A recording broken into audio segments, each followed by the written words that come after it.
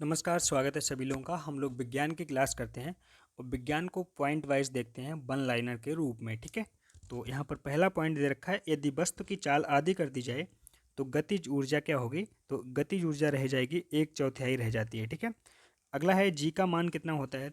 तो 9.8 मीटर प्रति second square जी का मान होता है। जी का मान विषुवत रेखा पर कितना होता है, तो न्यूनतम होता है। ठीक है, अगला है जी का मान ध्रुवों पर कितना होता है, तो महत्तम होता है।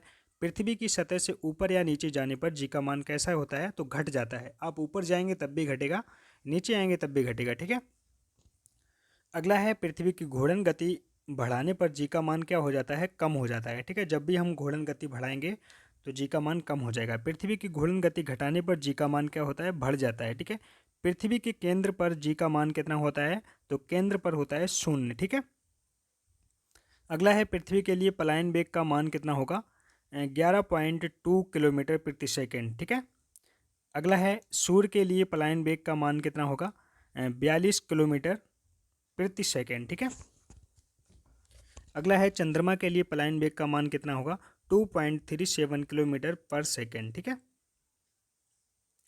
आगे है पृथ्वी की सतह से ऊपर जाने पर वायुमंडलीय दाब क्या होता है, कम हो जाता है। हम जैसे जैसे ऊपर जाएंगे तो वायुमंडलीय दाब कम होता जाएगा। ठीक है, वायुमंडलीय दाब को मापते किससे हैं, तो बैरोमीटर से वायुमंडलीय दाब नापा जाता है।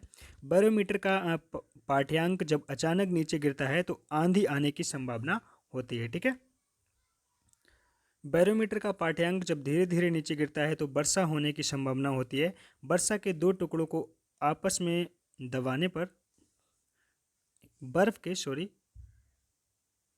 बर्फ के दो टुकड़ों को आपस में दबाने पर टुकड़े आपस में चिपक जाते हैं। दाब अधिक होने से बर्फ का गलनांक क्या होता है, घट जाता है। ठीक है, अगला है शुद्ध जल का घनत्व कितना होता है, 1 ग्राम प्रति सेंटीमीटर क्यू या 10 की पावर 3 ग्राम प्रति सेंटीमीटर क्यू। ठीक है, बर्फ का घनत्व कितना होता है, 0.9 ग्राम पर सेंटीमीटर क्यू। ठीक है, अगला है द्रव का घनत्व अधिक होने पर पृष्ठ तनाव क्या होता है, बढ़ जाता है। ठीक है, पृष्ठ तनाव क्या होगा, बढ़ेगा।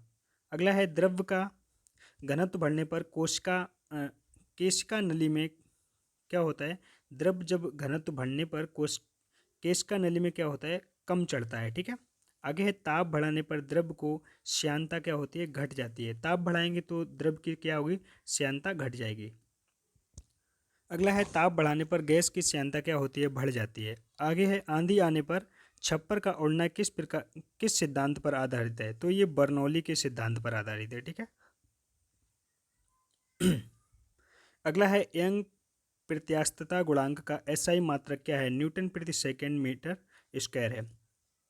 यंग प्रत्यास्थता गुणांक का विमा होता है ml-1 T2। ठीक है, आगे है झूला झूलते कोई व्यक्ति झूला पर खड़ा हो जाए तो इसका अपवर्तक काल क्या होगा, घट जाएगा। ठीक है, अगला है यदि झूले पर एक व्यक्ति के स्थान पर दो व्यक्ति बैठाए जाएं तो अपवर्तक काल अपरिवर्त क्या होता है, अपरिवर्तित रहेगा। ठीक है, आगे है वायु में ध्वनि तरंगें होती हैं, कैसी होती हैं, अनुदैर्घ्य होती हैं।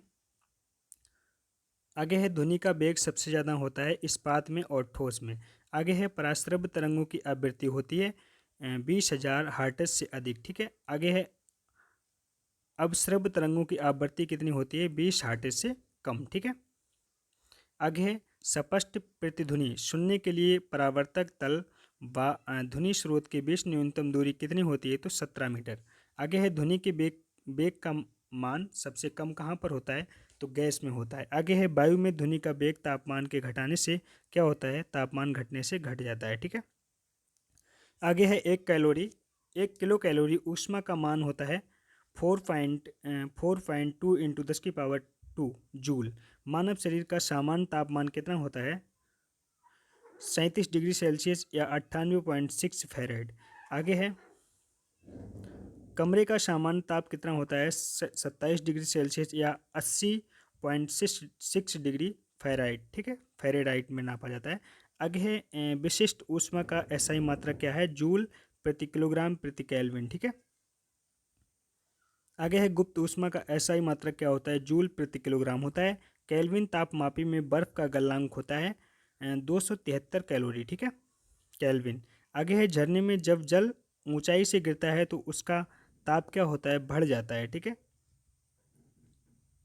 अगला है ताप के सेल्सियस पैमाने पर परम शून्य ताप होता है -273 डिग्री सेल्सियस। ठीक है।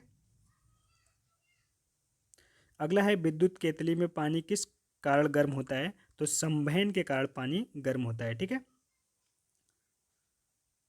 अगला है बोलोमीटर एक यंत्र है जो मापता है ऊष्मीय विकिरण को मापता है। किसी ठोस पदार्थ के बिना द्रव में बदले सीधे वाष्प अवस्था में परिवर्तित होने को कहते हैं ऊर्ध्वा ऊर्ध्वापातन। ठीक है, ऊर्ध्वापातान। ठीक है। आगे है जिस ताप पर कोई ठोस पदार्थ ऊष्मा पाकर द्रव में परिणत होता है कहलाता है गलनांक कहलाता है। ठीक है। अगला है जिस ताप पर कोई द्रव ऊष्मा पाकर वाष्प में बदलता है क्या कहलाता है, तो क्वथनांक कहलाता है। द्रव से वाष्प में पदार्थ के अवस्था परिवर्तन को कहते हैं तो क्या कहते हैं, वाष्पन कहते हैं। द्रव से अगर वाष्प बनेगा तो उसको क्या कहेंगे, वाष्पन कहते हैं। ठीक है।